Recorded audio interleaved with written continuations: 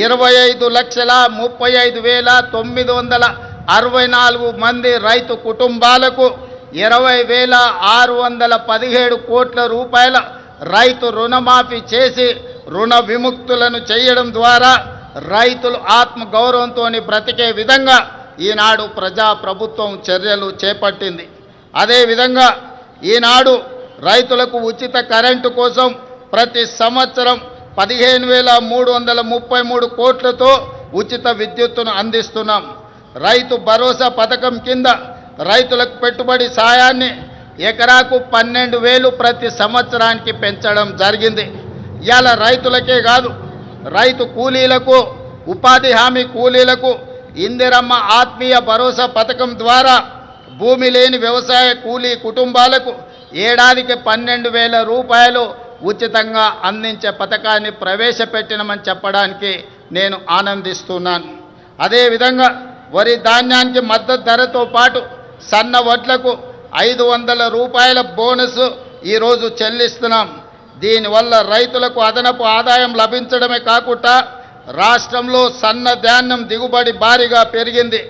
దీంతో 2,72,75,00,000 మెట్రిక్ టన్నుల వరి ఉత్పత్తి తెలంగాణ రాష్ట్రం సాధించి దేశంలోనే ప్రథమ స్థానంలో ఈరోజు తెలంగాణ రాష్ట్రము నిలబడ్డది.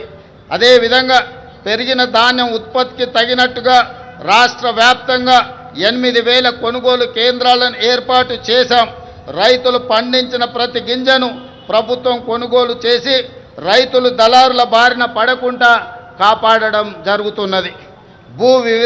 భూ వివాదాలు లేని తెలంగాణ లక్ష్యంగా భూభారతి 2025 చట్టాన్ని తీసుకువచ్చాం.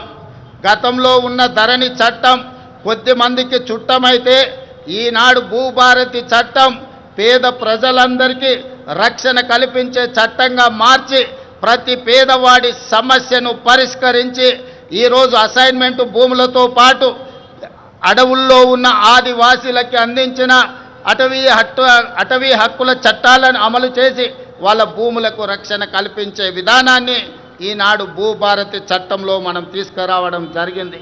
మిత్రులారా, యువత మన భవిష్యత్తు.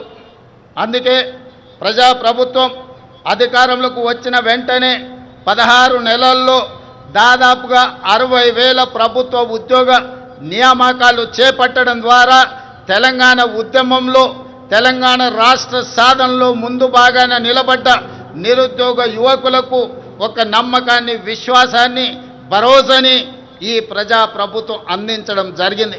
ఇదే కాదు, గత 16 నెలల్లో ప్రైవేటు సంస్థల్లో కూడా దాదాపుగా అంతర్జాతీయ పెట్టుబడులు తీసుకొచ్చి 1,00,000 మందికి ఉద్యోగ అవకాశాలు కల్పించడం ద్వారా నిరుద్యోగ సమస్యను పరిష్కరించడమే కాదు, ఈ దేశంలో అత్యల్ప నిరుద్యోగ సమస్యగా ఉన్న రాష్ట్రంగా తెలంగాణ రాష్ట్రము మొట్టమొదటి స్థానంలో ఉన్నది.